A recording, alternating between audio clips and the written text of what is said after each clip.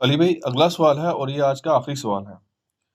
میں نے ایک سنی گھرانے میں آنکھ کھولی اور مجھے اپنے علماء کرام سے بچپن سے ہی یہ بات سننے کو ملی کہ ہمارے اہل تشیع بھائی قرآن حکیم کے کل 40 پاروں کو مانتے ہیں، اور ان کا یہ بھی ماننا ہے کہ 10 پارے بکری کھا گئی ہے، نعوذ باللہ۔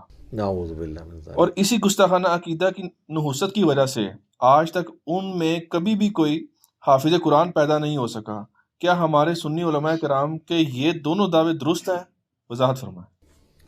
بالکل جھوٹ پہ مبنی ہے جی، آپ نے خود کبھی تصدیق نہیں کی۔ آج تک کسی سنی عالم نے یا سنی پبلک میں سے کسی شخص نے اہل تشیع کی مسجد میں جا کے قرآن کو فزیکلی خود چیک کیا ہے کہ وہ کتنے پاروں والا قرآن چھاپ رہے ہیں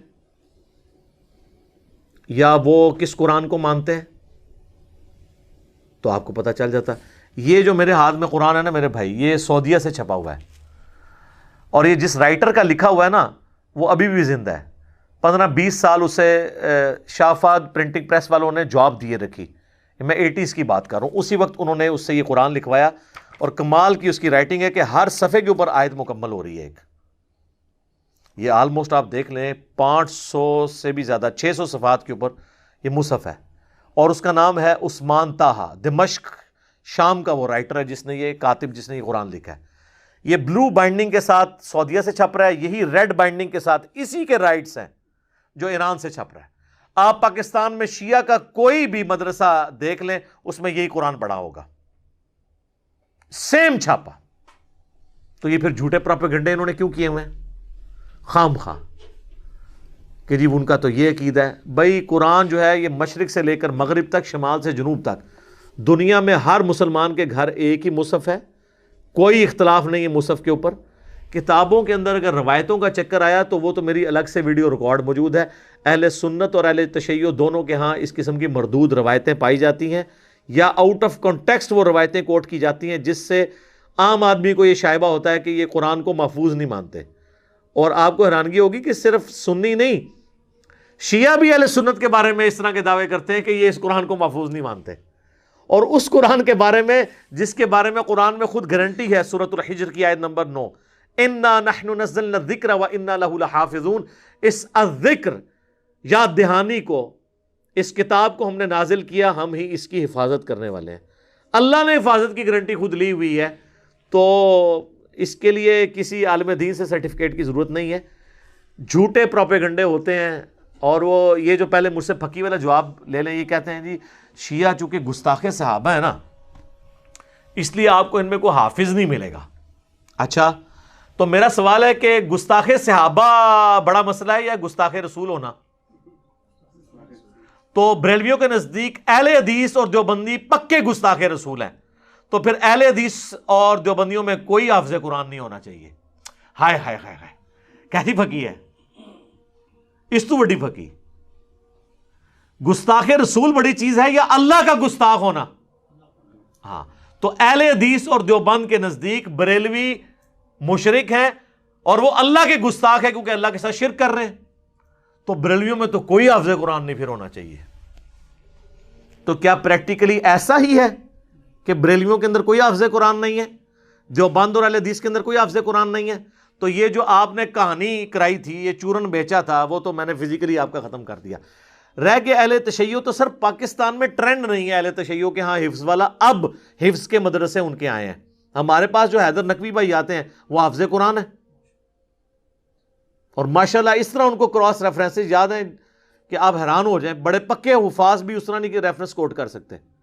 ایران میں ہزاروں حفاظ ہیں، پاکستان میں بھی اب کئی ایک حفظ کے مدرسے شروع ہیں، اور اہل تشیع کے ہاں جو سب سے ایک سمجھ لیں کم درجے کا فرقہ جسے اثنا عشری شیعہ جو ہیں وہ گمراہ سمجھتے ہیں، وہ ہیں اسماعیلیہ، اور ان کی بھی برانچ ہے بوہریہ۔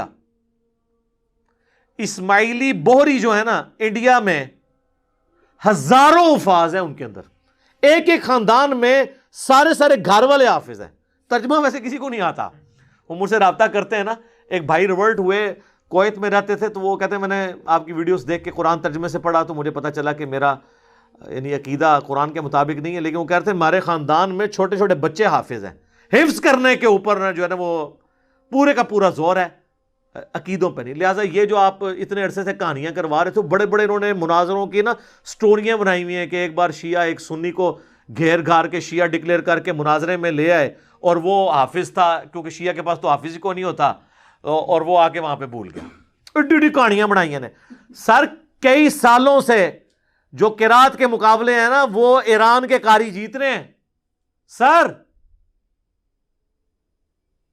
سارے بزرگوں کی ہر چیز ہی کہانی نکلی, ہوائی اڑنا بھی کہانی نکلی, اور جو زمین دیا چیزیں سن وہ بھی غلط, اڑنے والی بھی غلط. اور یہ بکری والا انہوں نے جو پٹی پڑھا دی کہ جی وہ بکری کھا گئی تھی, بکری والی حدیث تو سنن ابن ماجہ میں ہے 1944. آپ حدیث سنن ابن ماجہ انٹرنیشنل نمبر کے مطابق کھول لیں اسلام 360 میں, کہ وہ سیدہ عائشہ کہتی ہیں کہ نبی علیہ السلام کی وفات تک میرے پاس وہ اوراق موجود تھے جس میں قرآن کی یہ آیات لکھی ہوئی تھی کہ جس کا تعلق بڑی عمر کی رضاعت کے ساتھ تھا, اور یہ ہے کہ وہ ایک یا دو دفعہ دودھ پینے سے حرمت ثابت نہیں ہوتی, رضاعت کا رشتہ.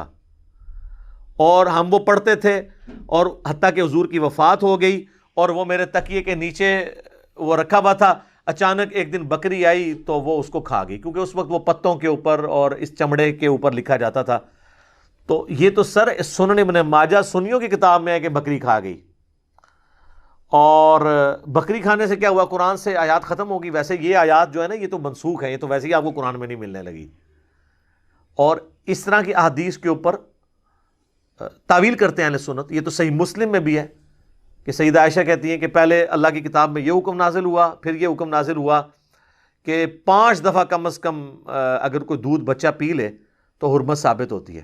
تو اللہ کی کتاب میں تو کہیں موجود نہیں ہے. تو وہ اہل سنت کہتے ہیں یہاں کتاب سے مراد شریعت ہے, اور کتاب میں پڑھتے تھے رجم کی آیات, وہ سنن ابن ماجہ کی 1944 حدیث میں جو ہے وہ کہتے ہیں قرآن میں پڑھنے سے مراد ہے قرآن کی تشریح میں پڑھتے تھے. دیکھا اپنے کس طرح تعویل کر دینے. ٹھیک ہے ہم مان لیتے ہیں تعویل کو. تو سر شیعہ کے لیے پھر یہی والی تعویل آپ قبول کیا کریں. وہ بھی اگر صحیح بخاری سے آپ کو وما خلق الذکر والانثى وخلق الذکر والانثى ابن مسعود کی روایت میں اختلاف بتاتے ہیں, تو آپ کہتے ہیں قرآن 7 قرات میں نازل ہوا ہے, تو وہاں پہ بھی اختلاف. بہرحال اس وقت جو مصحف ہمارے ہاتھ میں نا اس کے اوپر اجماع ہے. ٹھیک ہے, جو مشرق سے لے کے مغرب تک, شمال سے لے کر جنوب تک یہی مصحف ہے. لہٰذا یہ بکری کھانے والی روایت تو آندہ آپ نے بیان نہیں کرنی ہے. اور دوسرا, پارے تو نبی علیہ السلام کے زمانے میں ہے ہی نہیں تھے, کہاں سے کھا جانے تھے. نبی علیہ السلام کے زمانے میں تو صورتیں تھیں, یا صحابہ کے زمانے میں منزلیں ہوئیں تاکہ 7 منزلیں ایک ہفتے میں کوئی قرآن مکمل کر لے. بعد میں جب تھوڑی سستی آئی تو پھر اس کو 30 پاروں میں ڈیوائڈ کیا گیا کہ اگر کسی نے مہینے میں قرآن مکمل کرنا ہے تو روز کا 1 پارہ پڑھ لے. یہ تو بنو امیہ کے دور کے اندر پہاڑوں ان کی پاروں کی ڈویژن ہوئی ہے. اس لیے آپ دیکھیں سعودیہ میں آپ کو کئی قرآن ملیں گے جو پاروں کی تفریق کے بغیر پرنٹ ہوئے ہیں, وہ اس تفریق کو مانتے ہی نہیں ہیں. تو لہٰذا یہ بکری کھا گئی تھی بالکل جھوٹ ہے, اور یہ بھی جھوٹ ہے کہ حافظ نہیں ہوتا. ورنہ تو میں نے بہت بڑی بات کر دی ہے کہ اگر صحابہ کے گستاخ میں کوئی حافظ نہیں ہے تو رسول اللہ کے گستاخ یعنی دیوبندی اور اہل حدیث بقول بریلویوں کے, ان میں بھی کوئی حافظ نہیں ہونا چاہیے. تو امام کعبہ تو ہر دفعہ مصلی سناتا ہے, جس کے پیچھے آپ کہتے ہیں نماز نہیں ہوتی ہے, اس کو حفظ کیسے ہو گیا ہوا ہے. سر میرا تو دعویٰ ہے کہ کافر بھی قرآن کو حفظ کرے نا اس کو بھی حفظ ہو جائے گا. سر گرو نانک کو 14 پارے یاد تھے, یہ تو مسلمان فخریہ بتاتے ہیں. یہ تو نالج کی بات ہے, کوئی بھی حاصل کر لے. اور بقول دیوبند اور اہل حدیث کے بریلوی جو ہیں اللہ کے گستاخ ہیں, شرک کرتے ہیں. تو بریلویوں میں تو اتنے حافظ ہیں, صرف الیاس قادری صاحب نے جتنے حافظ نکال دیے ہیں, آندہ تو 50 سال آپ حافظ نہ پیدا کریں, اتنے حافظ انہوں نے مدنی منوں کی شکل میں مدرسۃ المدینہ سے نکال دیے ہوئے ہیں. تو حفظ کرنے سے کیا ہو جاتا ہے. تو شیعہ کے ہاں بھی میرے بھائی ہزاروں حفاظ موجود ہیں, آپ جائیں ان سے, وہ آپ کو بتائیں گے کہ جناب یہ حافظ ہیں, آپ ان سے ملیں. پھر آپ نے کوئی نیا بہانہ گھڑنا ہے. حفظ چاہے ادھر کسی نے کیا ہو چاہے ادھر کیا ہو, جب تک اس کے مطابق نہیں اپنے آپ کو کرتا نا کوئی فائدہ نہیں ہے. میرا ایک یوٹیوب پہ کلپ بھی ہے, افسوس ایسے حفاظ کے اوپر.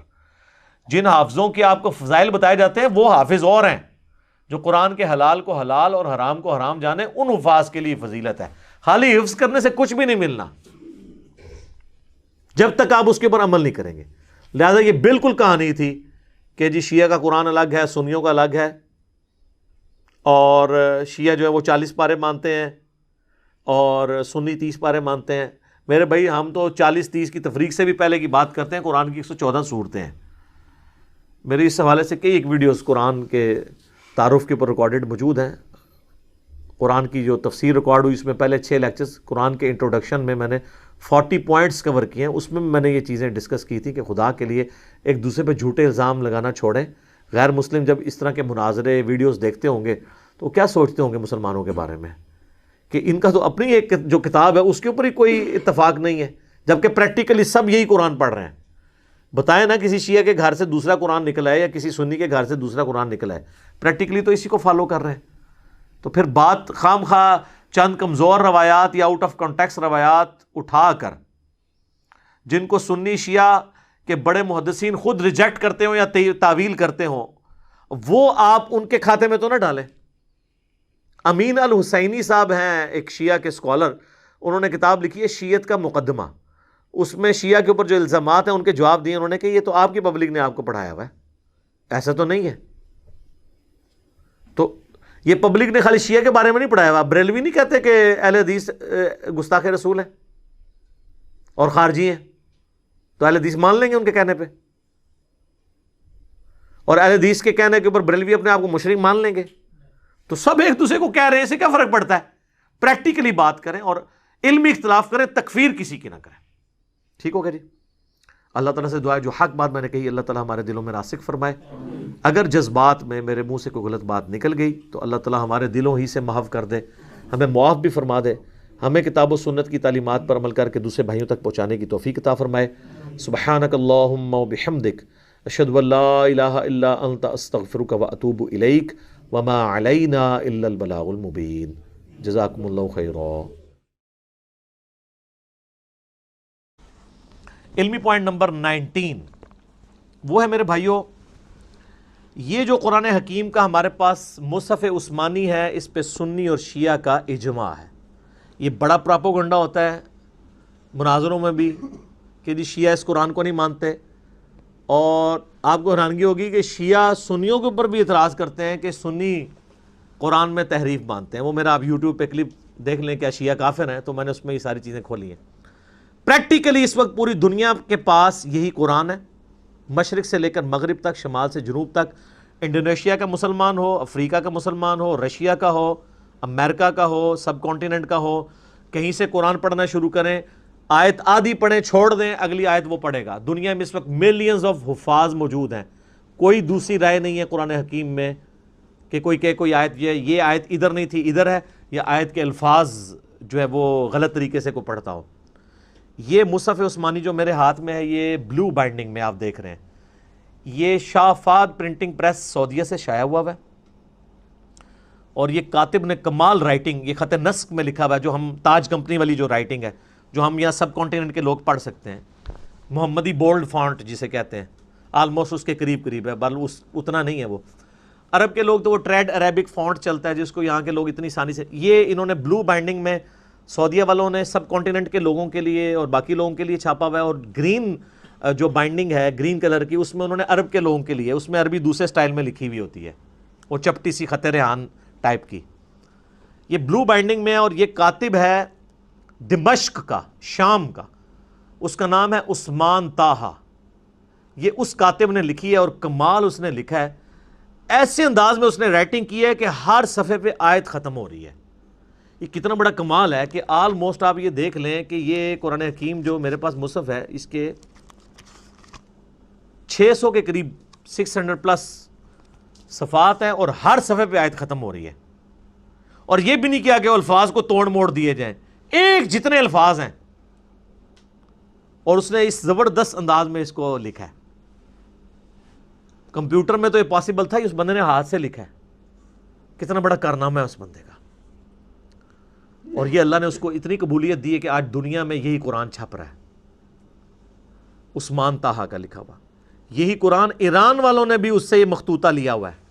ایران میں بھی یہی قرآن چھپتا ہے جو سعودیہ سے. آپ ایران ہو گیا، بس یہ ہے کہ اس کی بائنڈنگ ریڈ ہے، اس کی بلو ہے. ایران والوں نے اس کا ذرا کلر ڈیفرنٹ کر لیا ہے، قرآن ایک ہی ہے. اچھا آپ کو پڑھایا گیا جو شیعہ 40 پارے مانتے ہیں قرآن ہو رہا ہے. آج تک آپ نے خود جا کے کبھی شیعہ کی کسی امام بارگاہ میں جا کے قرآن اٹھا کے چیک کیا؟ پراپوگنڈا چلتا ہے سر. جب آپ اس طرح کے جھوٹے پراپیگنڈے کرتے ہیں نا، پھر اس کا نقصان یہ ہوتا ہے کہ جو مخالف ہے نا، وہ اپنے اس عقیدے میں اور کانفیڈنٹ ہو جاتا ہے کہ یہ تو ہے ہی اتنے جاہل ہیں، جو اتنے جھوٹے ہمارے اوپر الزامات لگا رہے ہیں، تو ان کی باقی باتیں بھی غلطی ہوں گی. ایک اور آپ نے بڑا جھوٹ سنا ہوگا جی، وہ شیعہ میں حافظ قرآن کوئی نہیں ہوتا. اسماعیلیوں کے بارے میں بھی بہت مشہور ہے سر. اسماعیلیوں میں ایسے ایسے خاندان ہیں کہ ہر بچہ ہی حافظ ہے. مجھے کوئی سے ایک بھائی نے ای میل کی، وہ بتانے لگا وہ اسماعیلی تھا، پھر میرے لیکچر سن کے وہ جو ہے وہ فرقہ واریت سے نکلا. تو مجھے بتانے لگا کہ ہمارے خاندان میں کوئی بندہ ایسا نہیں جو حافظ نہ ہو، لیکن بس حافظ ہی ہے، بلکہ حافظ ہے پنجابی والا، ترجمہ نہیں آتا، عقیدے قرآن کے مطابق نہیں. اور یہاں مشہور کیا ہے جی، وہ شیعہ حافظ نہیں ہو سکتا. وہ اس لیے کہ شیعہ کے اندر یہاں پہ اب مدرسے بننے شروع ہیں حفظ کے، تو ادھر اس ہمارے سب کانٹیننٹ میں ٹرینڈ نہیں ہے حفظ کرنے کا، چونکہ یہاں پہ زیادہ مدرسے تھے سنیوں کے، سنی یعنی بریلوی، دیوبندی، اہل حدیث تینوں. یہاں پہ وہ حفظ کرواتے تھے، پورا سسٹم چل رہا، تو ظاہر ہے وہ حافظ ہی بن کے نکلنے تھے. تو لیکن ایران میں آپ چلے جائیں، وہاں حفظ کے مدرسے ہیں، ہزاروں حافظ ملیں گے آپ کو. یہاں پہ بھی اب انہوں نے کچھ سلسلہ شروع کیا تو حفاظ ملیں گے. ہمارے پاس ہمارے وہ جو حیدر بھائی آتے ہیں، وہ قم یونیورسٹی سے پڑھے ہوئے ہیں، تو وہ حافظ بھی ہیں اور ماشاءاللہ بہترین پروننسیشن ہے ان کی. تو یہ یعنی ایک جھوٹا پراپوگنڈا کیا جی وہ حافظ نہیں ہو سکتا، چونکہ یہ قرآن کو مانتے نہیں تھے، لہٰذا ان میں حافظ ہی کوئی نہیں ہے. کہانی ہے، چل رہی ہے، 40 پارے ہیں، وہ جی 30 پارے، وہ 10 پارے، وہ کہتے ہیں بکری کھا گئی. اللہ، یہ بکری کھانے والی حدیث سنن ابن ماجہ میں ہے. وہ تو شیعہ پیش کرتے ہیں، یہ تو آپ کی کتاب میں لکھا ہے بکری کھا گئی، اور حدیث بھی ٹھیک ہے. وہ بکری کھانے سے کیا ہو گیا؟ یہاں پہ بھی آپ دیکھیں کئی بار قرآن پاک کے نسخے جو ہے دریا میں دریا برد ہوئے ہوتے ہیں، کوئی ڈسپوز آف ہوئے ہوتے ہیں، تو وہ قرآن جو ہے وہ تو اس لکھے ہوئے مصحف کا محتاج ہی نہیں ہے. آج دنیا سے سارے مصحف ختم کر دیں تب بھی قرآن ختم نہیں ہوگا. اسی لیے بخاری میں آتا ہے اللہ تعالیٰ علم جو ہے نا سینوں سے سلب کر کے نہیں نکالے گا، بلکہ علماء کو موت دے کر نکالے گا. جب تک سارے حافظ مر نہیں جاتے ہیں نا، قرآن نہیں دنیا سے ختم ہو سکتا. لکھا ہوا بے شک سارا ریکارڈ ختم کر دیں. یہ اللہ تعالیٰ نے غیر معمولی حفاظت لی ہے. اسی لیے اب میں آپ کو بتا رہا ہوں کہ مصحف لکھتی کمپنی ہے، تاج کمپنی یا ضیاء القرآن پبلیکیشن یا قدرت اللہ کمپنی، لیکن اس کو سرٹیفائی حافظ قرآن کرتا ہے کہ یہ صحیح لکھا ہوا ہے. وہ حافظ قرآن کیا وہ حضرت عثمان کا نسخے کو سامنے رکھ کے میچ کرتا ہے؟ نہیں. جو اس کو کریم کروایا گیا نسل در نسل، عملی تواتر سے، اجماع سے.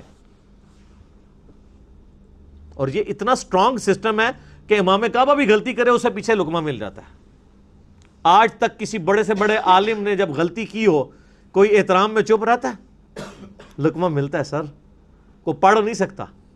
اب تو خیر ان کے لیے اور مصیبت کھڑی ہو گئی ہے نا، اب لوگوں نے smart phone air flight mode میں رکھے ہوتے ہیں. پہلے تو حافظ اتنی لمبی چھلانگیں مار جاتے تھے تراویح میں، تو وہ سامع کے ساتھ ملی بھگت ہوتی تھی کہ جو اس کو ویک پورشن یاد ہوتا تھا اس پہ چھلانگ مار دیتا تھا. اب چھلانگ مار ہی نہیں سکتا، اس لیے حفاظ کی بھی چھانٹی ہو رہی ہے. اب پکے حافظ ہی صرف قیام اللیل کروا سکتے ہیں رمضان کا، کچے حافظ کروا بھی نہیں سکتے، پکڑے جائیں گے، چھلانگ مار ہی نہیں سکتے. اچھا پھر وہ اتنے سارے سامعوں سے تو نہیں کوئی لڑ سکتا، ایک سامع کو تو کہہ سکتا ہے. ہم نے تو بڑی لڑائیاں ہوتی دیکھی ہیں کہ سامع غلطی نکالتا تھا تو 2-3 تو بس برداشت کرتے تھے، پھر وہ ایسے آنکھیں نکالتے تھے، اگلی بار وہ پڑھتے جاتے تھے. لیکن اب اتنے لوگ کھڑے ہیں، وہ تو نہیں پھر چھوڑیں گے کہ یہ آپ کیا پڑھ رہے ہیں. اس لیے اب آپ دیکھیں پکے حافظ، اچھا قرآن پڑھنے. اب لوگوں میں شعور بھی ہے یار قرآن سننا ہے ہم نے، یعلمون تعلمون نہیں سننا. تو لوگ بڑی یعنی کنسنٹریشن کے ساتھ ایسی مساجد کے اندر جاتے ہیں جہاں سکون سے قرآن پڑھا جاتا ہو، لوگ قرآن کو انجوائے کرتے ہیں. یہ یعنی اسمارٹ فون کی برکت اس حوالے سے ہے. اب اس دن سے ڈریں کہ یہ علماء یہ فتوی نہ دے دیں کہ اسمارٹ فون میں قرآن پڑھنا اور سننا حرام ہے، تاکہ ان کی جان چھوٹ دے. ہاں ایک بندے نے کہا، میرا کوشچن بھی چڑھا ہوا ہے کیا موبائل پہ قرآن پڑھ سکتے ہیں؟ اس نے کہا جی قرآن پڑھ تو سکتے ہیں لیکن اس قرآن کا ثواب نہیں ملے گا. ایک کہانی کرا لی ہے. تو پھر میں نے اسے پھکی دی تھی کہ صحابہ کرام کو دیکھ کے قرآن پڑھتے تھے، ان کو زبانی پہ ثواب ملتا تھا. تو ہم اگر مصحف سے نہیں دیکھ کے پڑھ رہے ہیں، موبائل سے دیکھ کے پڑھ رہے ہیں، تو ہم تو ڈبل کام کر رہے ہیں، پڑھ بھی رہے ہیں اور دیکھ بھی رہے ہیں، تو ہمیں اتنا بھی ثواب نہیں ملے گا. وہ تو خالی زبانی پڑھتے تھے سوائے ان لوگوں کے جن کے پاس مصحف تھا اور وہ حافظ نہیں تھے. تو یہ حفاظ والا بھی پورا پراپوگنڈا کیا ہوا جی کہ جی وہ حافظ جناب ہو ہی نہیں سکتا کوئی.